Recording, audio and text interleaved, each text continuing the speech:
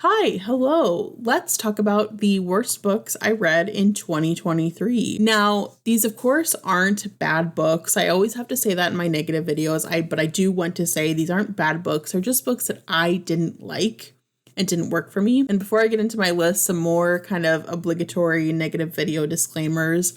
Everything I say in this video is completely my opinion, subjective. I'm not discouraging anyone from liking these books. These are just my experiences with how I felt about some of these books. And as we go along, I'm not going to apologize for the things I say. I'm not going to kind of be sorry about being negative. I'm just going to say the things. So as I've said, just remember that everything is to my taste and my preferences. It's all subjective. So that's the disclaimer. I'm also going to put chapters in this video. So I'll separate out each book I talk about. So if I talk about a book that you like and you don't want to hear it, that's totally fine. I get it. Feel free to skip. Also, if there are multiple books in a series, I just lump them together because I just find it easier that way. Plus, I can put more books on the list. So that's how it's going to be. One thing I want to say for this list that I found a little bit interesting is that there is a marked difference partway down this list of where it kind of goes from books I just felt kind of meh about to books where I actively really disliked it. So you're going to see that shift. I think it's very interesting. It was interesting to me as I made the list, but just an observation. And I also am listing these in order of how much I dislike them. So it's going to start with least disliked to most disliked at the end. So let's get into it. The first book I want to talk about, number 10 on this list, is Legends and Lattes by Travis Baldree. This is a cozy fantasy story about an orc trying to open up a coffee shop. This is one where I very much understand why people like it and why they're interested in it, but it just wasn't that interesting to me, unfortunately. The cozy coffee shop shtick wore off kind of quickly to me. And then the not well fleshed out characters and the low stakes of the story were not enough to keep me interested. Beyond the cozy atmosphere, I just don't think that this book brought that much to the table. I'll admit that this book may suffer, in my eyes anyways, from the curse of overhypeness. It was just a little too overhyped and it fell a little bit flat for me. But unfortunately, I just never really got all that into it. I also think the characters were pretty boring, especially the main two. There just wasn't that much to them. In addition to that, they also didn't really have very strong character voices. And that's just something I always notice and I don't really like. So with this one, I really am not sure if I just didn't pick it up at the right time. It just hit me at the wrong time and I kind of forced myself through it. So I do wonder if some of this is just about timing, but either way, I didn't enjoy this as much as other people seem to. It just never hit me that hard. Okay, the next book on this list, number 9, is This Is How You Lose the Time War by Amal El-Mohtar and Max Gladstone. This is a time travel sci-fi with a sapphic romance. Again, with this one, it's a book where I can definitely see why people like it. I think the evolving relationship between the two time agents, Red and Blue, was it? I think that was very compelling and very interesting, and I think it was well written. These two authors can write a compelling romance. I think they're good at that. However, the huge sticking point with this book for me was that the world was all kinds of confusing. I didn't understand the world at all. It was so abstractly designed and described to the point that I just couldn't get past it. It was a huge distraction to me and I couldn't let it go while I was reading this. So while the romance may have been interesting, the fact that I was so freaking confused about this world and how things worked and how the time travel worked and how the time agencies worked and all that stuff and what they were doing and what the hell was going on means that I was never really able to get fully invested in this. And I think that's to the book's detriment, unfortunately. I wasn't able to get immersed completely ever. I still rated this book, and Legends and Lattes for that matter, I rated these last two books 3 stars, which means that I still did somewhat enjoy them, but they were still among the bottom 10 books that I completed this year. But like I said, I can see why people like this one, and I can see why it hit hard for people. I like the LGBTQ representation here, but I didn't love the book. Okay, the next book is Mortal Engines by Philip Reeve. This is the first book in the Hungry City Chronicles or the Mortal Engines Quartet. I think it has 2 different series names. But anyways, this is kind of a steampunkish YA or middle grade fantasy. I've seen it categorized as both age groups, so I'm not really sure where this one fits, but it is written for a semi-younger audience. This book I actually DNF'd the first time I tried it.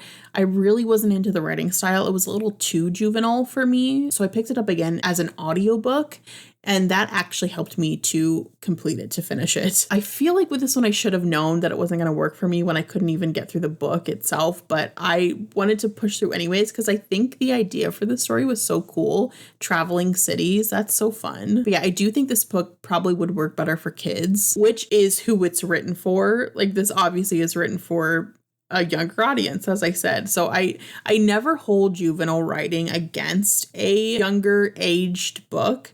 But still, you know, anyways, it didn't work for me as an adult reader, and that's fine. Everything was hitting me over the head too much all the time. All the information was just bashed right into my brain at all times. So it was just very annoying to me. It's also weird though, because it does become kind of a violent story. There's a pretty high body count by the end of the novel. So it is interesting that it's obviously written for a younger audience, but it almost seems like the book content is more towards teenagers, like upper age teenagers. So I don't know, it's an interesting juxtaposition there. It's just got a confusing tone overall, I guess. I do think younger readers could be excited by the adventure plot of this book. That could be exciting for some, not me, but some. Not to mention there were really overdone tropes here, and a lot of the dialogue and characterization was just really cheesy and cliche. So I didn't like this book, unfortunately. Okay, next on this list are going to be the Alice in Wonderland books by Lewis Carroll. I read the first and second books.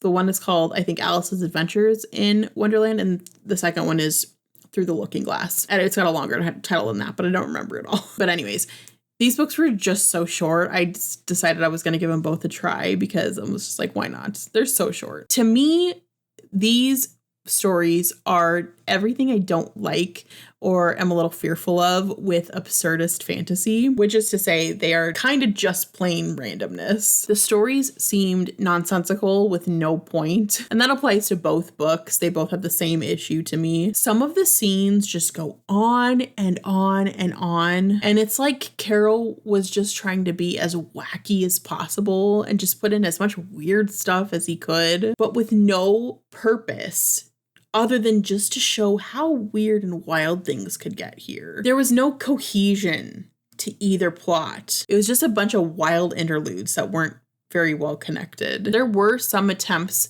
at kind of an overarching plot, but I just don't think they were very strong, and I don't think they were strung together very well. So I don't have much more to say about these. They were so short that my thoughts are just encapsulated thusly. I bet kids could find these books kind of fun. Like they're silly, they're wacky, they're goofy, but I found them a bit tedious. Let's move on to the next book, which is The Legend of Sleepy Hollow by Washington Irving. This is another very, very short book, 100 or so pages. I don't know, it's very, very short. That seems to be a theme on this list until we get a little later on, much farther down the list. A lot of these are pretty short books. I think the reason for that is because I've gotten very good at DNFing books this year. I've improved my skills at DNFing so much. I used to push through to the end of a book no matter what. But now if I dislike a book or if I'm disliking it while I'm reading it, I just stop. Because life's too short. Life is too short to read a book that you're not liking. So if they're short, like this one is, and like a lot of the past books have been, I'm just like, oh, whatever. Who gives a crap? I'll just finish it. So anyways, about the story in particular, it is just unfortunately not at all what I was expecting. I read this around Halloween time because I wanted a little spooky thrill ride, but there were barely any horror or creepy elements at all here. Most of the book was just spent getting to know the main character, Ichabod Crane. We learned the way he ticks, we learned the way he thinks, we learned his backstory, his upbringing, and it was very boring.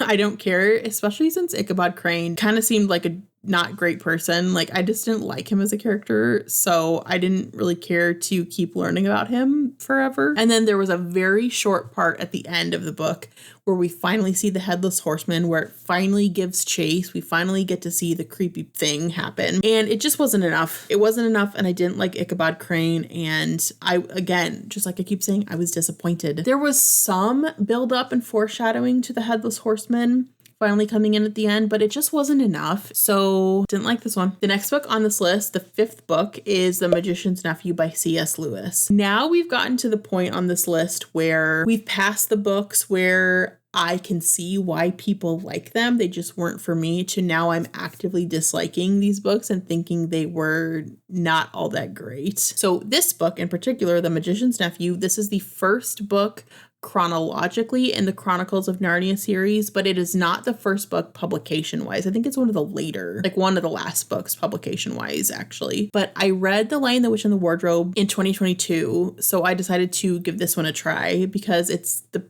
prequel to it, essentially. I remember reading it as a kid and really liking it, so I wanted to pick it up again.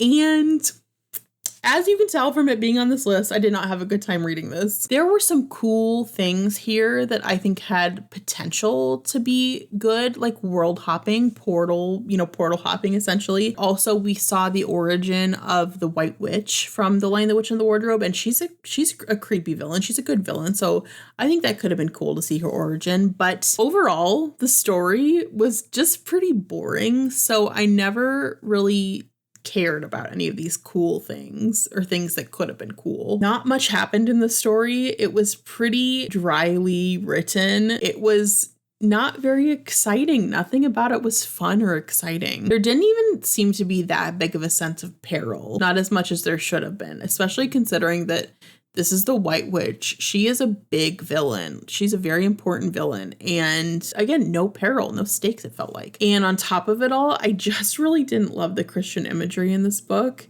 It was too heavy-handed, and just a little much for me. So overall, this is another pretty short one, but I didn't love it. Okay, the next book is Elric of Melnibone by Michael Moorcock. This is an older book. I think it's published in the 70s or 80s. I think 70s though. It's a sword and sorcery book. It's the first in a series of this character, Elric. I've talked about this book a few times in other videos on my channel, but I'll just kind of reiterate here what I've said before. I love the plot blurb of this book. It sounds so cool and so exciting. I went into this expecting to love it. I was very excited to read it. There's enchanted swords, there's gods and ancient spirits, there's action, there's strong mages. It sounded really cool, and Elric seemed like he would have been a really fun, interesting character. But I really, really disliked the writing style here. It was another, just like the last one, another really dry writing style. No subtext. Everything was given to you plainly. I didn't like it. So because of that, because of the writing style, it was really, really boring to me. There's no drama. There's no tension. It was just like, and then this thing happened, and let me exposit some things about that to you very plainly. And then this thing happened, and I'll exposit some things about this very plainly, and so on and so on and so on. Just to play the comparison game a little bit here, one of my favorite writers is Joe Abercrombie. I absolutely love the way he writes battle and action scenes. He's able to show me the horrors of war and violence very well. He's great at getting inside characters' heads to show us how they're thinking and feeling in any sort of dangerous situation. He can get me to feel very anxious during an action scene, and he's great at playing with build-up and pacing. Here, though, there is no art to the way that information is delivered. There's no playing with the words on, like I said, for Abercrombie, build up and pacing. Like I said, everything is told so plainly and matter-of-factly that I don't feel anything. It's not fun to read. We don't get a good look inside these characters' heads. We don't know what's going through their minds at any given time. It's just so boring. On top of that, I feel like just about every conflict in this book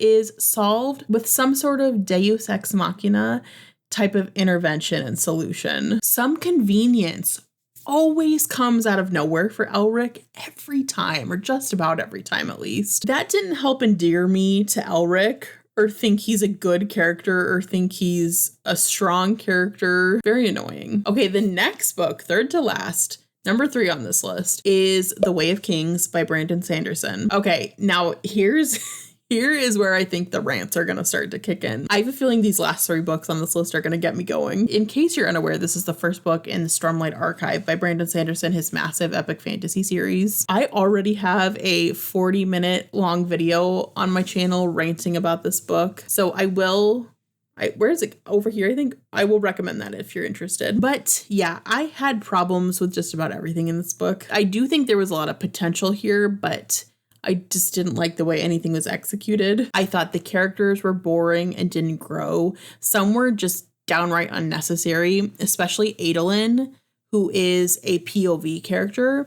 I just think he didn't add anything to the story, and I'm sure maybe he does in the future, but for this book, he didn't. And I didn't like him as a character anyway, so even though he's here, I don't mind that he exists in the story. I just think it was really unnecessary to have him be a POV character. There was no need for that in this book. Also, the world building felt shallow to me. Don't get me wrong, the world building was there. The world was there. Sanderson obviously created this expansive world, but none of it felt purposeful. No aspects of any kind of world building he delivered to us felt very purposeful. Not no aspects, but a lot of them felt very purposeless. Plus, we didn't even hardly get to see the world in this book. We were in basically 2 locations for 1,000 pages. With the world building, I especially despised the gender essentialism that was built into the world, which some people have told me that it's done on purpose and that Sanderson subverts it or is going to subvert it at some point. But I didn't see any subversion in this book in The Way of Kings, so I'm still skeptical and I'm going to remain that way. Even though if he does go through with it, good for him, like good on him, but I didn't like it in this book. I also think the magic system was pretty boring. Knowing Sanderson, I'm sure it gets more complicated later down the line in later books, but for now, surge binding felt too overpowered. Seth or Zeth. I don't know how you pronounce that guy's name, and I hate that. But anyways, with him and surge binding, there was this one fight in particular later on in the book that I had a really hard time getting through because it was too obvious that he was going to win. And on top of that, all the action in that scene was painstakingly described blow by blow. I hated it. It was awful to read. That's another thing I haven't gotten into yet, which is that I don't like the way he writes his fight scenes, but he has a lot of them. So unfortunate. But anyways, back to this fight scene. At the end of this fight scene, he says, "I'm death," or something like that. Something super edgelord of him. And I didn't like it. I think his victim is like, "What are you?" And he's like, "Death." And I was like, why did you say that? You're weird. That's so weird. It was too cringy. I couldn't. This is exclusive content for this video that I didn't talk about, my 40-minute long rant. So that's a scene that really stood out to me where I was like, okay, this is fine. I felt the same kind of overpoweredness from shard blades and shard plate. So they just took away any tension in any scene because they're too overpowered. Like I said, I'm speaking just to how the magic is presented in this book, so it might get better later. I just wouldn't know. Here, I didn't like the writing. Again, same complaint as Elric. It was just too plain, like plainly in your face. But I do think that Sanderson is a better writer than Michael Moorcock. I'll just put that in here, one little praise. I also think the romance was very weird in this book. It was not well written, in my opinion. I don't know why Sanderson insists on shoehorning a romance into every book of his. I don't believe that he is good at writing them. They're always so cringy and sterile. The pacing was atrocious. This book was too freaking long. It didn't need to be 1,000 pages. That alone is my biggest complaint. This did not need to be as long as it was. A better author and a better editor would have been able to edit this down to a rational length. And that is a hill I'm willing to die on. This book being 1,000+ pages was ridiculous. As you can see, I have a lot to say about this book. The length of it calls for this kind of discussion. Long book, long discussion. So anyways, I'll refer back to my dedicated Way of Kings video if you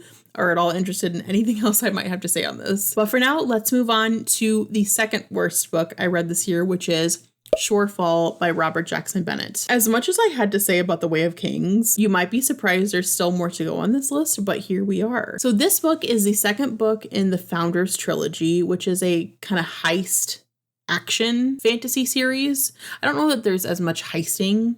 Well, this book still has a little bit of heist, but it's not the main plot of the book. It's just ancillary. There is so much I disliked about this book, and I considered making a dedicated video for it, but I ultimately decided I wasn't going to do that because it felt a little random and out of place just to have this video about a second book in a series on my channel. And I never even talk about the first book at all on my channel because I read it before I started this channel. So again, it just felt like the video would have been too out of place, but I do have a lot to complain about with this book. So I just get to talk about it here. I tabbed so much in this book. I will say I did really like the first book in the series. I thought it was really exciting. I liked the action in it. I thought the characters were pretty interesting. I liked the adventure. I liked the world building, and I really liked the magic. I kind of don't know what happened here, honestly. This is a huge step down from Foundry Side, the first book, in my opinion. My theory as to what happened is because a lot of the complaints I have about this book were also present in the first book, and I complained about it there as well. But I think the story of the first book I liked more than the story of this book. So it's like the plot distracted me a little more in the first one, where it didn't here. So I'm just going to go ahead and list my grievances with this book. I think that's going to be the best way to get them all out. First of all, there were no character voices, absolutely none. Everyone sounded the exact same. And there were kind of 4 main protagonists, like 4 people we kind of followed and saw for most of the book. So whenever 2 or more of them were in a conversation with each other, it was impossible to tell who was talking. I always had to keep going back and reminding myself who was saying each line. It was the worst when it was the 4 of them having a 4-way conversation. That was just impossible.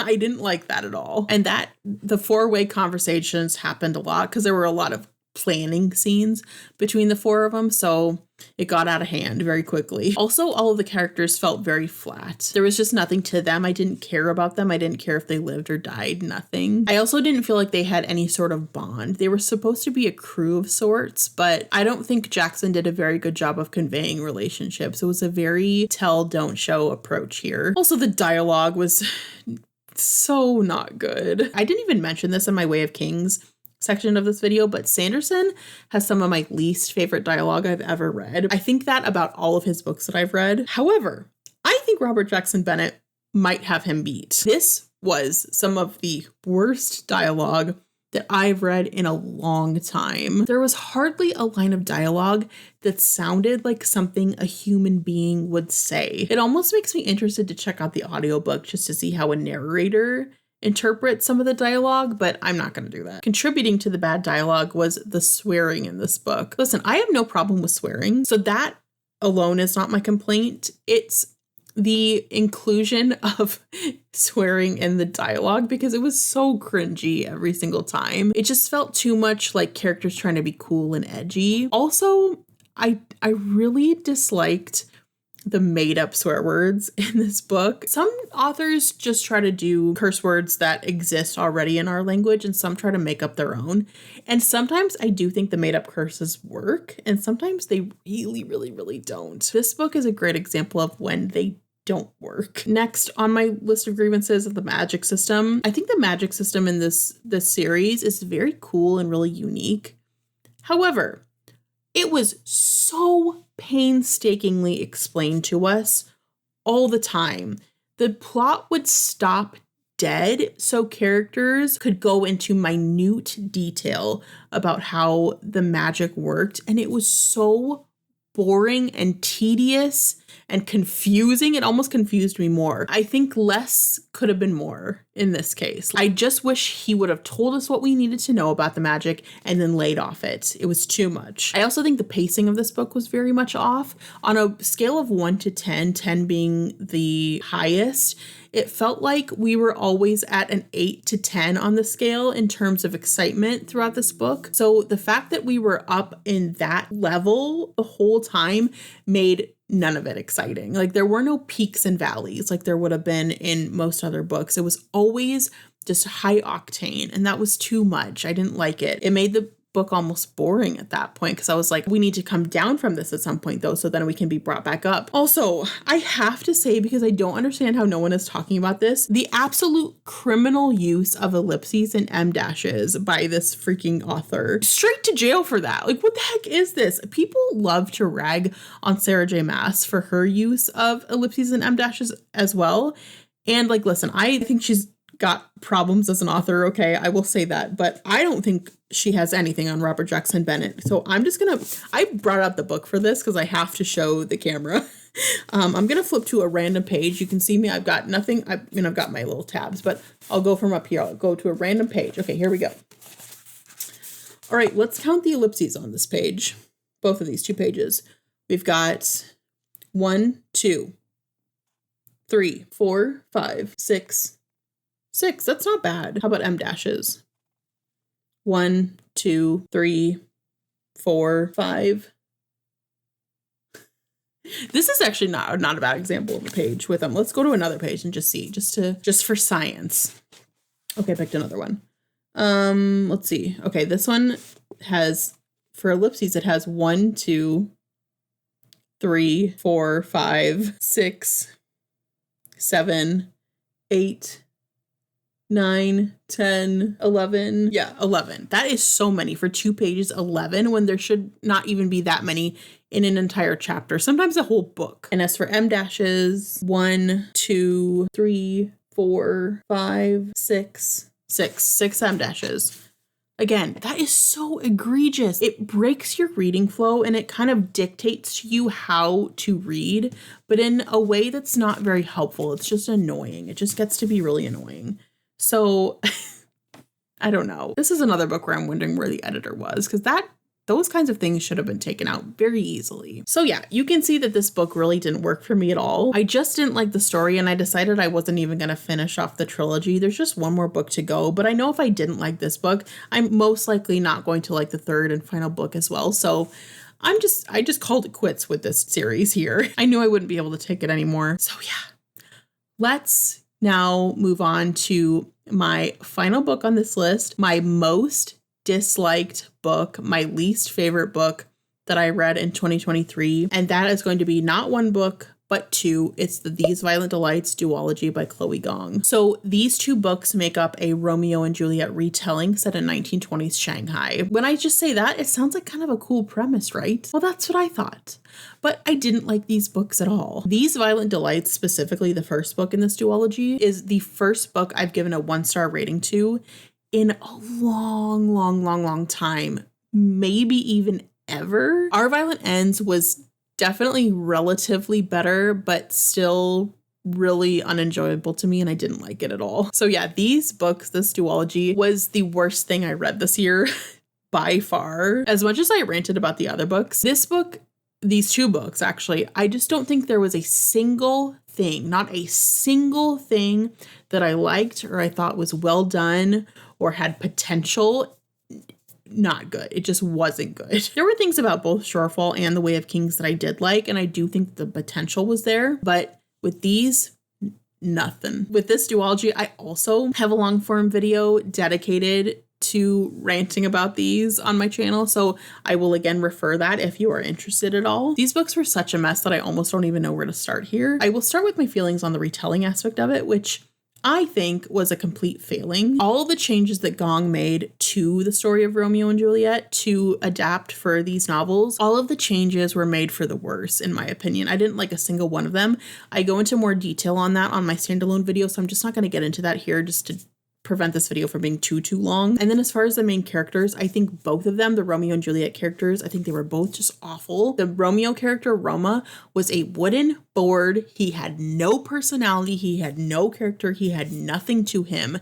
He was 0 note. He wasn't even 1 note. He was 0 note. He had nothing. Juliet was horrible. Possibly my least favorite main character that I've ever read in a book ever. I actively hated her throughout these stories. I wanted to reach through the page and punch her so many times. The romance as well was very lackluster, which kind of makes sense. If I don't like either of the characters, I'm not really going to care about the romance between them or their relationship or their development or anything like that. Not that there was development, but I didn't care about the romance. I don't think it was very well written. They didn't have any chemistry. The entire relationship was very tell, don't show, again, just like with the last book. The side characters were also pretty dull. I don't think they had a lot of development either. They made weird and poor decisions. They were also kind of annoying. I didn't care about them either. I think the world building as well was also pretty weak, especially the political aspects, which I think were really poorly explained. I didn't understand this world well enough, so I didn't really care about what was happening. These books were also so boring. They were just so dull. I wanted to DNF both of them so many times,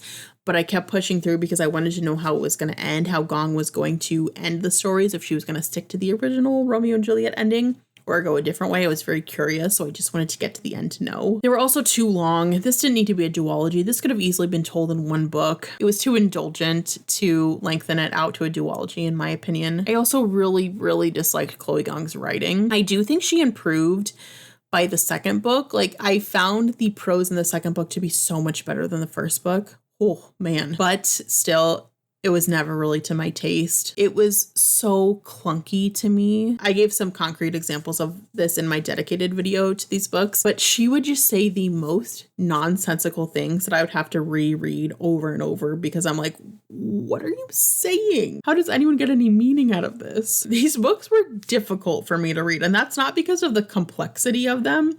Like, they weren't that complex. It's just because the author did not craft her prose well at all. So terrible reading experiences for me with these two, and I didn't have a good time. I didn't enjoy them at all. So that brings us to the end of the 10 worst books I read in 2023. Again, I want to reiterate that these are all just my opinions. If you liked any of these books, then honestly, that's great. I wish that I liked them too. I don't like to dislike books. I don't like to spend all this time reading a book that I dislike. But unfortunately, I just didn't have a good time with any of these. If you have any opinions about any of these books, I would love to know. Even if you disagree with me and you just absolutely love them, I would love to know what you think. I would also love to know what your worst book of the year was. I always find that very interesting. It's a very interesting kind of statistic to see from people what their worst book was. Otherwise, that is all for me, I guess. I ranted enough. Until next time, just have a really, really great day. Fare thee well.